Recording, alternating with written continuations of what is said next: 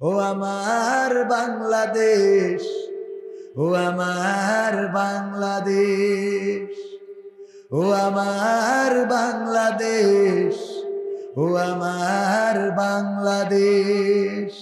তোমার বুকে থাকতে এত মুসলিম আজ চলে না কেন?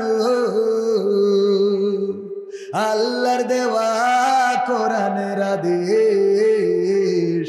ও আমার বাংলাদেশ, ও আমার বাংলাদেশ, ও আমার বাংলাদেশ, ও আমার বাংলাদেশ।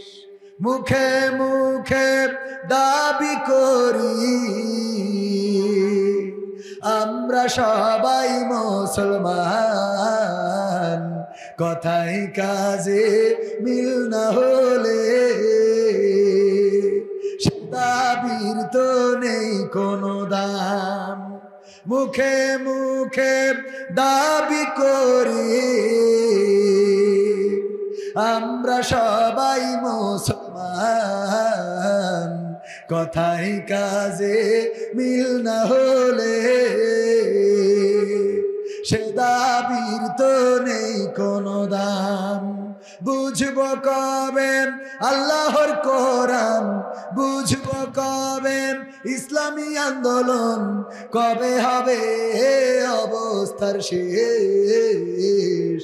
ও আমার বাংলাদেশ, ও আমার বাংলাদেশ, ও আমার বাংলাদেশ, ও আমার বাংলাদেশ। তোমার বুকে এই নিয়ামতার সৃষ্টি যে সে এক আল্লাহর, সোনার মানুষ দাও উপহার, দূর করিতে অবিচার। তোমার বুকে এই নিয়ামতার সৃষ্টি যে সে এক আল্লাহর, সোনার মানুষ দাও উপহার, দূর করিতে অবিচার। যাদের সার বাংলাদেশ, তোমার বুকে থাকতে এত মুসলিম আজ চলে না কেন? আল্লাহর দেওয়া কোরআনের আদেশ। ও আমার বাংলাদেশ, ও আমার বাংলাদেশ, ও আমার বাংলাদেশ, ও আমার বাংলাদেশ। কার লেখা? আমার বাবার লেখা। প্রাইমারি স্কুলে পড়ে নাই, 6-এ গেছে ভর্তি হইতে, টিচার ভর্তি নেবে? টিচার বলবে ওরে সিটার, ঠিক নেবে? ঠিক। প্রাইমারি স্কুলে পড়ে নাই, আসছো কোথায়? হাই স্কুলে ভর্তি হইতে। হাই স্কুলে পড়ে নাই, আসছে কলেজে ভর্তি হইতে হবে। তো আপনি দুনিয়ার জান্নাতে যদি একটু বসার সৌভাগ্য না হয়, পরকালের জান্নাতে আপনি যে জায়গা নিবেন, দেখেন এই জায়গায় বসবেন। আমি প্রায়ই বলি, আল্লাহ বলেছেন ইকরা কিতাবাকা কাফা বিনাফসিকা আল-ইয়াওমা আলাইকা হাসিবা। পড়ো তোমার কিতাব, তুমি পড়ে তোমার হিসাব করে দাও। তোমার হিসাব করার জন্য তুমি যথেষ্ট। ভাইয়েরা আমার, আমি যদি কোনো কামলা নিই, আমি যদি কোনো জোন নিই, আপনাদের এদিকে কি বলে? জোন। যদি কোনো জোন নিই, আমাদের যশোরের ভাষা যেহেতু, অন্য জায়গায় বলে কামলা। তো আমি যদি কোনো জোন নিই, এই জোন নেওয়ার পরে ধরেন আমার গম ক্ষেত নিড়াইতে হবে। তো গম ক্ষেতে নিড়াইনের জন্য দিছি পাশে একটা, এখন তো ক্যামেরা, নানান প্রকার ক্যামেরা আছে না নাই? ক্যামেরা একটা লাগাই দিছি, মোবাইলেও দেখা যায়, ইন্টারনেটে। ও জানে না যে ওই জায়গায় শ্যালো ঘরের সাথে একটা ক্যামেরা লাগানো আছে। ও সারাদিন গম নিড়ানো তো দূরের কথা, বিলকিসের কাছে ফোন দিয়ে কথা বলে, কেমন আছো? আজকে না আমার মালিক নাই, তোমার সাথে মন খুলে গল্প করব, তোমার সাথে অনেক কথা হবে, তুমি আমার প্যানের প্যান, প্রাণের প্রাণ। ঠিক আছে তো? এখন এই গল্প করলো, এটা মোবাইলে দেখা যায় না? যায় না? দেখা যায়। আবার এটা রেকর্ডও থাকে না? থাকে না? মেমোরি ভরে দিলে রেকর্ড থাকে। দুপুরবেলা কাজ শেষ করে খুব কর্দমাক্ত দেহ, মোটামুটি মাটি টাটি মেখে তারপরে মালিকরে যে যদি বলে যে আমারে দাও, বেতন দাও, ওই মালিক যদি বলে তোমারে বেতন দেবো 4 ঘন্টা গমের খেতে তুমি কি করি চাও, এই যে মনিটরে লাগাই দিলাম, তুমি দেখো, দেখে তারপরে আমার কাছে এসে বেতন নিবা। ও দেখবে না চলে যাবে? দেখবে না চলে যাবে? পরকালে আল্লাহ যদি বলে ইকরা কিতাবাকা কাফা বিনাফসিকা আল-ইয়াওমা আলাইকা হাসিবা, পড়ো তোমার কিতাব, তুমি পড়ে তোমার হিসাব তুমি করো। কিতাবটা ধরে সোজা আমরা হাঁটা শুরু করবো জাহান্নামের দিকে। কারণ কি? কারণ আল্লাহ কত লোকের বেড়া ভাঙলাম, আল্লাহ সব তো এই খাতায় রয়েছে, আছে না নাই? তো আমি এই খাতা দেখি করবো কি? মানুষের ফাঁকি দিছি, সুদ খাইছি, ঘুষ খাইছি, মানুষের মাথায় লাঠি মারিছি, বলেছি শাটার খুললি শাটার খুলি দেবো। মানে কেউ যদি দোকানে শাটার খোলে তো শাটার খুলে দেবো, আছে না নাই? কত মানুষের সাথে বেঈমানি করেছি, মুনাফিকি করেছি, নেফাকি করেছি, গীবত করেছি, অন্যায় করেছি, অনাচার করেছি, স্ত্রীর অধিকার হরণ করেছি, অন্যের স্ত্রীর অধিকার কেড়ে নিয়েছি, ধর্ষণ করেছি, জেনা করেছি, ব্যভিচার করেছি, কত গোনা করেছি, যে গোনার খবর যদি আজকে একটু বুকে হাত দিয়ে চিন্তা করেন, যদি মা জানতো আপনাকে ভাত খাওয়াতো না, বলতো বের হয়ে যা, তোর মতো সন্তান পেটে ধরেছি, আমি দুঃখ পাই, এমন সন্তান আমি পেটে রেখেছিলাম, যদি বাবা জানতো বাড়ি থেকে ধাক্কা দিয়ে বের করে দিত, বেরিয়ে যাও কুলাঙ্গার সন্তান, এমন সন্তান তো আমি জন্ম দিই নাই। যদি আপনার স্ত্রী জানতো আপনার সাথে একসাথে ঘুমাতো না, বলতো তোমার মতো এমন স্বামীর গলাটা জড়াই ধরতে আমার এই শীত যত লাগে লাগুক আমি সরি। কথা কয় না? কারণ তুমি এত খারাপ, এত খারাপ, এত খারাপ তুমি। যদি সন্তান জানতো, বাবা বলে ডাকতো না, আব্বা আমি তোমাকে আব্বা ডাকি, তুমি আমার আব্বা, দুঃখিত আব্বা, তোমাকে আব্বা ডাকতে পারবো না। এরকম অপরাধ আমাদের আছে না নাই? একটু বুকে হাত দিয়ে বলেন, পর্দার অন্তরালে মা বোনেরা আছেন, কত অপরাধ আছে যদি স্বামী জানতো তাইলে আপনার সাথে সংসারটাই করতো না। ওই যে একটা গল্প আপনারাও জানেন, যে বেড়াতে নিয়ে বের হয়েছে, কয় এরা কারা, ওরা ওরা, কয় আল্লাহ, ওরা কি করে তা টাকার বিনিময়ে, কয় জানি তো আমার খালাতো ভাইয়ের কাছে মেলা টাকা বাকি। হ্যাঁ, অপরাধ আছে না নাই? এই গল্পগুলো আপনারা আবার মনে করেন না হুজুর শুধু একা জানে, আপনাদের কানেও এসেছে না আসে না? গল্পগুলো তো আসেই কানে। আহা, এই জাতীয় অপরাধ আছে না নাই? আপনারও আছে, আবার অন্যদেরও আছে। হ্যাঁ, অনেকের না থাকতে পারে, আল্লাহ অনেককে হেফাজত করেছেন, চরিত্রের হেফাজতকারী যারা, তাদের জান্নাতের জামিন নিয়েছেন বিশ্বনবী সাল্লাল্লাহু আলাইহি সাল্লাম, বলেন সুবহানাল্লাহ। এবং সূরা মুমিন দিয়ে আল্লাহ রাব্বুল আলামিন সুন্দর করে বলে দিয়েছেন চরিত্রের হেফাজতকারীরা বেঁচে যাবে, বলেন সুবহানাল্লাহ। চরিত্রের হেফাজতের দরকার আছে না নাই? যুবকেরা, সামনে আসছে কি মাস? লাইলাতুল ফেব্রুয়ারির দিন, কোনো খেলা হবে না, মনে থাকবে ইনশাআল্লাহ? তাইলে কি আমি যাব আলোচনার দিকে? থাকবেন শেষ পর্যন্ত? থাকবো না? কারা কারা হাত উঁচু করেন? মাশাআল্লাহ, একজন থাকবে না, উনি একদম খোলা মনে হাত তুলেছে, বাকিগুলো মোটামুটি অনেকে আবেগে হাত তুলে ফেলে, এরকম আছে না, আবেগে হাত তুলে ফেলে। আলহামদুলিল্লাহ, ওই ভাই যদি না থাকেন তাও অসুবিধা নেই, অনেকের ব্যস্ততা থাকতে পারে না, পারে না, অনেকেই চলে গেলেও আমরা দুঃখ করব না, কারণ এখানে আমরা অল্প সময় কথা বলবো, আল্লাহ যেন আমাদের সেই কথাগুলো শোনার এবং আমল করার তৌফিক দান করেন, বলেন আমিন। ইন্নাল হামদালিল্লাহি নাহমাদুহু ওয়া নাস্তাঈনুহু ওয়া নাস্তাগফিরুহু ওয়া নু'মিনু বিহি ওয়া নাতাওয়াক্কালু আলাইহি ওয়া নাউযু বিল্লাহি মিন শুরুরি আনফুসিনা ওয়া মিন সাইয়্যাতি আমালিনা মান ইয়াহদিহিল্লাহু ফালা মুদিল্লা লাহু ওয়া মান ইউদ্লিলহু ফালা হাদিয়া লাহু ওয়া নাশহাদু আল লা ইলাহা ইল্লাল্লাহু ওয়া নাশহাদু سيدنا محمدا عبده ورسوله الذي أرسله بالحق بشيرا ونذيرا وداعيا إلى الله بإذنه وسراجا منيرا فقد قال الله تعالى في كلامه المجيد والفرقانه الحميد সবাই পড়েন أعوذ بالله من الشيطان الرجيم بسم الله الرحمن الرحيم يا أيها الذين آمنوا اتقوا الله حق تقاته ولا تموتن إلا وأنتم مسلمون.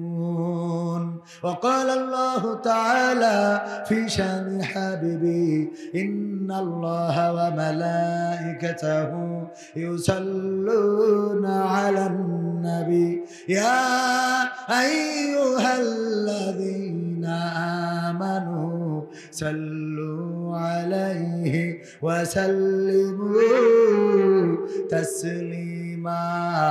اللهم صل على سيدنا مولانا محمد وعلى آله سيدنا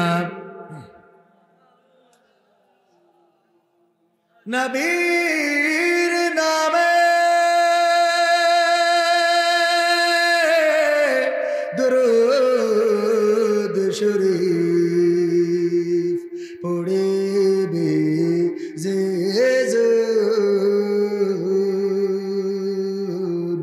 তার জন্য যে হারাম হবে জাহান্নামের আগুন। আল্লাহুম্মা সাল্লি আলা সাইয়্যিদিনা মাওলানা মুহাম্মদ ওয়া আলা আলি সাইয়্যিদিনা। লা ইলাহা ইল্লাল্লাহ লা ইলাহা ইল্লাল্লাহ লা ইলাহা ইল্লাল্লাহ লা ইলাহা লা ইলাহা লা ইলাহা ইল্লাল্লাহ মুহাম্মাদুর রাসূলুল্লাহ। সুবহানাল্লাহ ওয়ালহামদুলিল্লাহ লা ইলাহা ইল্লাল্লাহ। সুবহানাল্লাহ ওয়ালহামদুলিল্লাহ লা ইলাহা সুবহানাল্লাহ ওয়ালহামদুলিল্লাহ লা ইলাহা ইল্লাল্লাহ লা ইলাহা ইল্লাল্লাহ মুহাম্মাদুর রাসূলুল্লাহ সাল্লাল্লাহু। ওরে মরলে মানুষ দাম বাড়ে তার,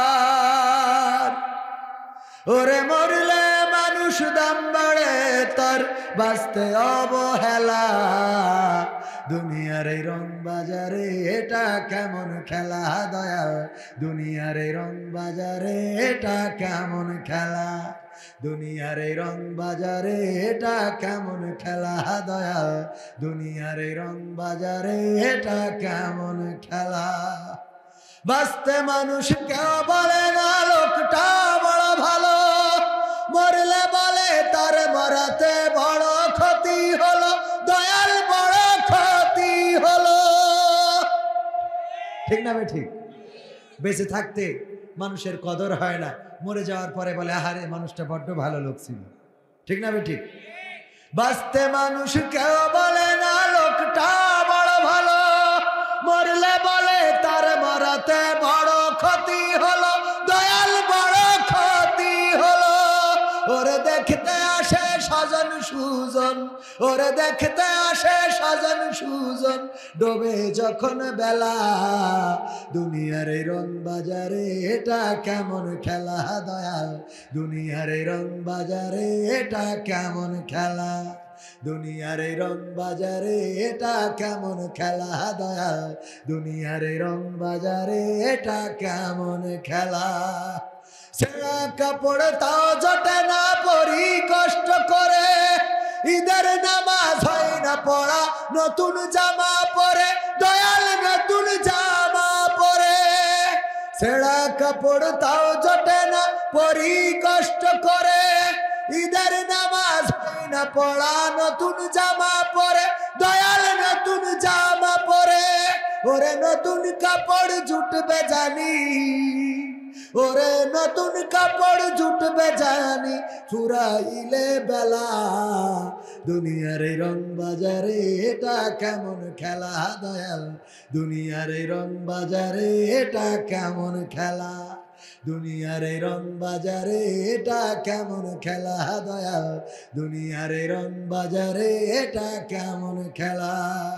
ভাঙা ঘরে দিন কেটে যায় বছর ঘুরে যুগ, এই জীবনে পাইলাম না তো একটু ভবের সুখ দয়াল, একটু ভবের সুখ। ভাঙা ঘরে দিন কেটে যায় বছর ঘুরে যুগ, এই জীবনে পাইলাম না তো একটু ভবের সুখ দয়াল, একটু ভবের সুখ। ওরে মরলে আসে ঘর বানাতে, ওরে মরলে আসে ঘর বানাতে, করে না অবহেলা, দুনিয়ার রং বাজারে এটা কেমন খেলা দয়াল, দুনিয়ার রং বাজারে এটা কেমন খেলা, দুনিয়ার রং বাজারে এটা কেমন খেলা দয়াল, দুনিয়ার রং বাজারে এটা কেমন খেলা। ঠিক না বে ঠিক? মারহাবা বলা যাবে? আরো জোরে বলেন মারহাবা। জোড়াদা যুব সমাজ ও প্রবাসীদের উদ্যোগে জোড়াদা ইউনিয়ন 1 নম্বর হৈবতপুর থানা সদর যশোরের উদ্যোগে আয়োজিত ওয়াজ মাহফিল ও হালকায়ে জিকিরের শ্রদ্ধাভাজন সভাপতি জনাব কারি আব্দুল খালেক মুন্সি। আপনি আব্দুল খালেক মুন্সি, মাশাআল্লাহ। মুরব্বী মানুষদেরকে সভাপতি বানায় এত কষ্ট দেয় এই শীতে, পিসাব লাগলে উঠার কোনো কায়দা নেই। তো যাক আলহামদুলিল্লাহ, আল্লাহ ওনাদের সম্মান করা দরকার। আল্লাহ কবুল করেছেন মুহতারাম কারি আব্দুল খালেক মুন্সি। একসময় ওনারাও আমাদের মতো যৌবন ওনাদেরও ছিল, ঠিক কিনা? ওনারাও একসময় আমাদের মতো ছিল। আজকে পড়ন্ত বিকাল, আবার আমরাও একদিন যদি বেঁচে থাকি এরকম একটা বিকালে চলে আসবো, যেই দিন খালি তসবিহ গুনতে হবে আর আজরাইলের ডাকতে হবে, আইসো নিয়ে যাবে। ঠিক না বে ঠিক? কারণ ওই সময় সন্তানের কাছে দাম থাকে না, বউয়ের কাছে মূল্য থাকে না, পুত্রবধূ মূল্যায়ন করে না। সকালবেলা কাশি শুরু হয়ে যায়। পান্তা ভাত খাচ্ছিল পুত্রবধূ, পান্তা ভাত থালাটা চেলে দিয়ে এসে, এই বুড়ো তুমি কাশার সময় পাও না, খালি আমি পান্তা ভাত নিয়ে বসলি তোমার কাশা লাগে, শয়তানি খুঁজি পাও না। না আসলে কি শয়তানি করে? বুড়ো মানুষ ব্যাস পুত্রবধূর মিজাজ খারাপ হয়ে যায়। পড়ন্ত বিকালে একদিন পুত্রবধূ এমন একটা পরিস্থিতিতে পড়বে না, সেও পড়ে যাবে। ভাইরা আমার, এই জন্য মুরব্বীদের সাথে খারাপ আচরণ করা যাবে না।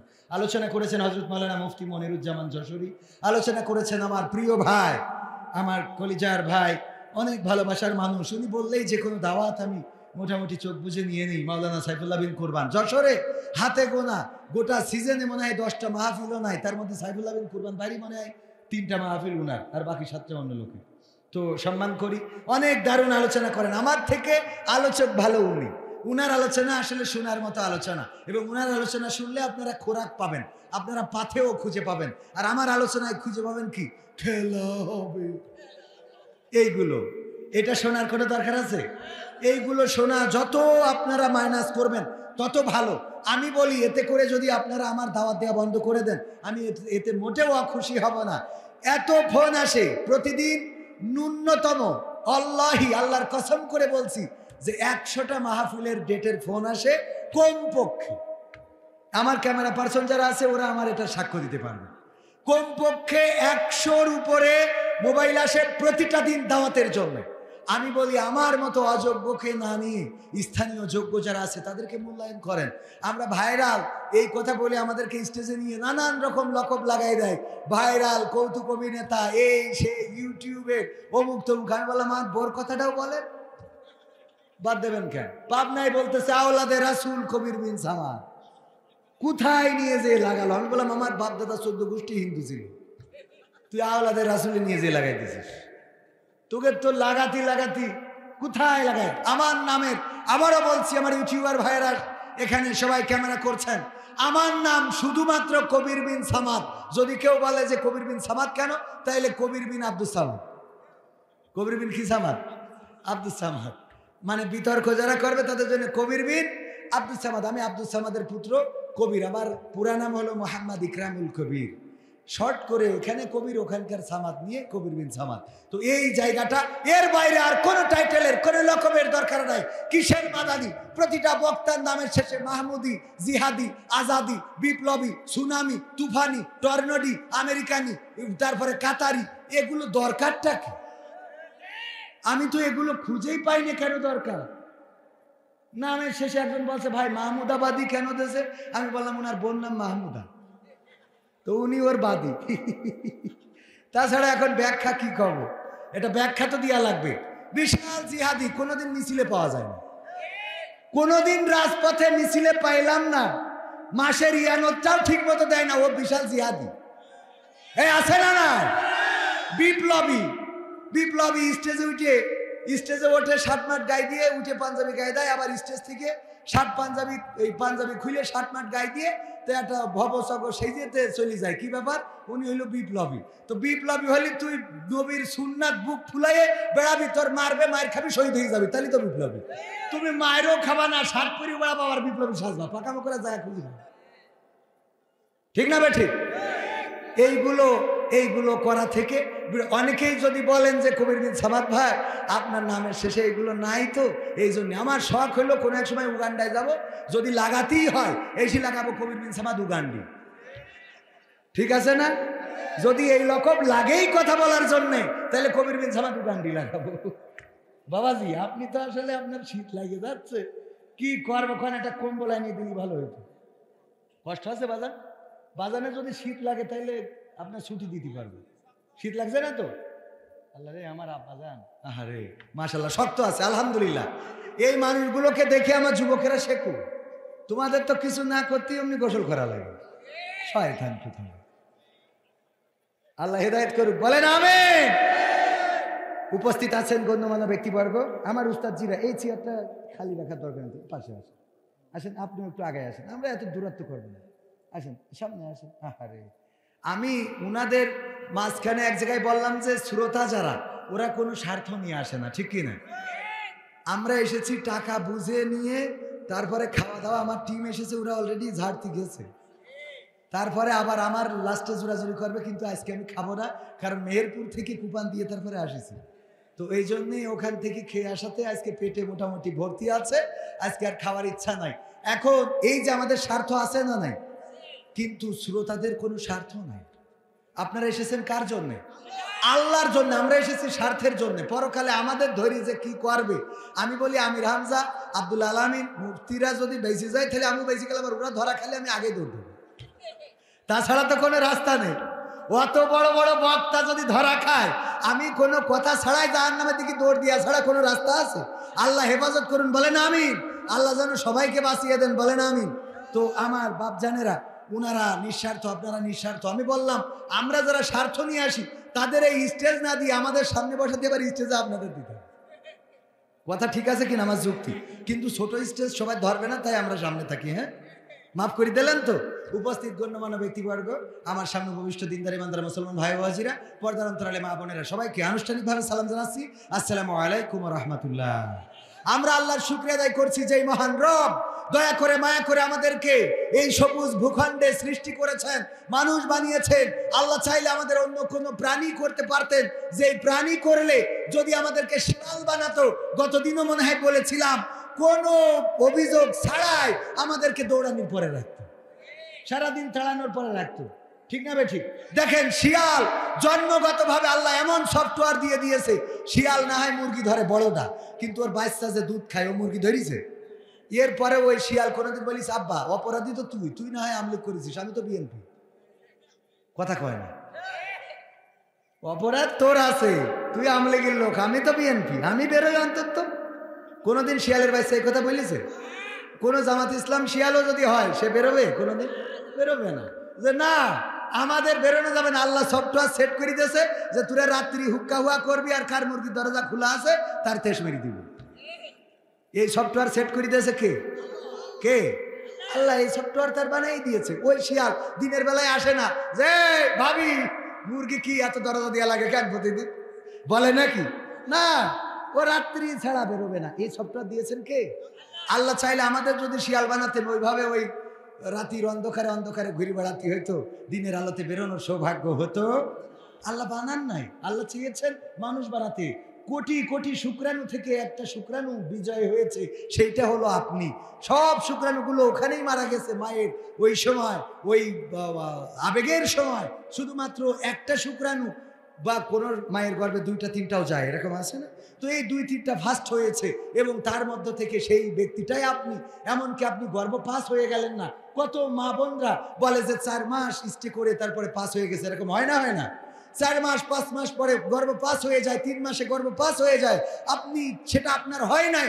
আল্লাহ আপনাকে সুস্থ সুঠাম দেহের মানুষ বানিয়ে পৃথিবীতে আনলেন। এই পৃথিবীতে আপনাকে দুগ্ধ পান করালেন, মানুষের মতো মানুষ বানালেন, এই পর্যন্ত বড় করলেন। সে আল্লাহর শুকরিয়া আদায় করার দরকার আছে না নাই? বলেন আলহামদুলিল্লাহ। আল্লাহর শুকরিয়া আদায় করে কোনোদিন শেষ করতে পারবো না। কত নিয়ামত আল্লাহ রাব্বুল আলামিন আমাদের দিয়েছেন। না চাইতে আল্লাহ হাত দিলেন, পা দিলেন, চোখ দিলেন, কান দিলেন, কথা বলার শক্তি দিলেন, আমাদের দেখার জন্য এত সুন্দর চোখ লাগিয়ে দিয়েছেন। এই চোখ যার নাই সেই বোঝে চোখ না থাকার যন্ত্রণা। গত আগস্টের আন্দোলনে, জুলাই থেকে আগস্ট পর্যন্ত আন্দোলনে যারা চোখ হারিয়েছে তারাই জানে চোখের মূল্য কত। আর এই দুনিয়া দেখা যায় না। একজন ছোট বাচ্চা সে হাওয়া করে বলল, আমার মাকে দেখতে ইচ্ছা করে, আমার বাবাকে দেখতে ইচ্ছা করে। আর কোনোদিন দেখা যাবে না। ওগো আমার ভাইরা, যে আল্লাহ আপনাকে আমাকে চোখ দিয়েছেন, যদি চোখটা না দিতেন তাইলে দড়া টানায় দাঁড়িয়ে থাকতাম থালা এক কান নিয়ে আর বলতাম আল্লাহ আল্লাহ আল্লাহ আল্লাহ আল্লাহ আল্লাহ আল্লাহ। ওরে বাবা, মনে হয় যে এর মতো পরেশগার দুনিয়ায় একটাও নেই। কানা বুঝলে এত আল্লাহ আল্লাহ করে। ও যদি চোখ দিত তাহলে এই যুবকদের মতো সারাদিন ভিডিও করে বেড়াইতো। কথা কয় না, ঠিক না বেঠে? চোখ দিলে আল্লাহ আল্লাহ ডাকতো। হয়তো দুই একজন আল্লাহ হয়তো ডাকতো আল্লাহর পথে। দুই একজন আছে না এখন আল্লাহর পথে? আমরা তো আছি, কিছু লোক তো আছি এখানে যারা সবাই তো আল্লাহর পথে আছেন। বেশিরভাগই আল্লাহর পথে অকৃতজ্ঞ। তারা কি? ফাযকুরুনি আযকুরুকুম ওয়াশকুরুলি ওয়ালা তাকফুরুন। আমরা প্রতি খুতবায় শুনি আল্লাহ বলছে, তোমরা আমাকে স্মরণ করো, আমার জিকির করো, আমিও তোমাদের জিকির মানে স্মরণ করো, আমিও তোমাদের জিকির করবো। মানে আমিও বলবো না কবির কবির কবির, এটা বলবো না। আমরা আল্লাহর স্মরণ করলে আল্লাহ স্মরণ করবে। বলেন সুবহানাল্লাহ।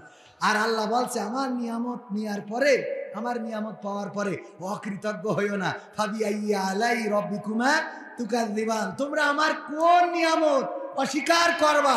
কত নিয়ামত দিলাম, ওগো মানুষ, সব দিছি, খালি মেশিনটা খারাপ, বউ থাকবে না। বুঝে ওঠেন না? একটু পরে বুঝে নিয়ে, ঠিক না বেঠিক? এই নিয়ামত কার দেওয়া? এটাও আল্লাহর নিয়ামত। এটা আল্লাহ এভাবেই সৃষ্টি করেছেন। আদম আলাইহিস সালামকে সৃষ্টি করলেন একা একা। জান্নাতে ভালো লাগে না, ভালো লাগার কথাও না, কারণ আল্লাহ আদমকে সৃষ্টি করেছেন আমাদের মতো মন দিয়ে, আমাদের মতো মানসিকতা দিয়ে। একা একা যখন ভালো লাগে না, তখন আল্লাহ রাব্বুল আলামিন আবার হাওয়া আলাইহিস সালামকে সৃষ্টি করলেন। কিন্তু সৃষ্টি করার পরে বললেন, ওগো আদম, তোমার জন্য রেস্ট্রিকশন হলো, খবরদার খবরদার হাওয়ার গায়ে টাচ করবা না, হাওয়ারে ধরবা না, হাওয়ার দিকে তাকাবা না। কিন্তু আদমের আরো বেশি ভালো লাগে নারী, আরো বেশি ভালো লাগে না। আল্লাহ বললো, তোর বিয়ে দিয়া ছাড়া আর কোনো রাস্তা নেই। তোমার বিয়ে দিয়া ছাড়া, আল্লাহ এই ল্যাঙ্গুয়েজটাকে আল্লাহ ক্ষমা করুন, তোমার বিয়ে দিয়া ছাড়া, হাওয়ার সাথে বিয়ে দিয়া ছাড়া কোনো রাস্তা নাই। কারণ তোমাদের আমি এমন ভাবে সৃষ্টি করেছি যে একজন আরেকজনের পরে আকর্ষণ করতেই হবে। এই সৃষ্টিটা কার? সেদিন শায়েখ আহমদুল্লাহ মুহতারাম উনি বললেন যে উনার কাছে প্রশ্ন করেছে, যারা মেডিকেল পড়ে তাদের অনেক সময় জুটি করে পড়তে হয়। নারী আর পুরুষ জুটি করে পড়তে হয়, কারণ অনেক বিষয় আছে যেগুলো পুরুষেরও জানা দরকার, নারীরও জানা দরকার। এইগুলো দুইজন যৌথভাবে একটু গবেষণা করলে সুবিধা হয় কি, যে এই মেয়েটা বিভিন্ন বিষয় সে পুরুষ ডাক্তারকে শেয়ার করতে পারে, যে হ্যাঁ আসলে সত্য যে এই জায়গায় এই অনুভূতিটা হয়। বোঝেননি কথাটা? আসলে পুরুষ ডাক্তার। আর একটা বিষয় আপনাদের বলি, আমাদের দেশে দেখেন অনেকেই, ওরে বাবা হাফেজা বানাবেন, মেয়েটাকে পড়ায় কওমি মাদ্রাসায়, আলিয়া মাদ্রাসায়, কি পড়াবেন? হাফেজা বানাবেন, মুফতি বানাবেন, মুহাদ্দিস বানান, অসুবিধা নাই, এটা বানাতেই হবে। কোরআনটার সাথে জেনারেলের গুরুত্ব দিবেন। মেয়েটারে জেনারেল পড়াইতে চাই না, হুজুর দোয়া করেন আমার মেয়েটা যেন হাফেজা হয়। দোয়া তো করবে হাফেজা হয়। এই মেয়ে হাফেজা হওয়ার পরে যখন গর্ভবতী হয়েছে, সিজার করতে হবে, তখন সিজার করে ডাক্তার কবির বিন সামাদ। কথা কয় না তো?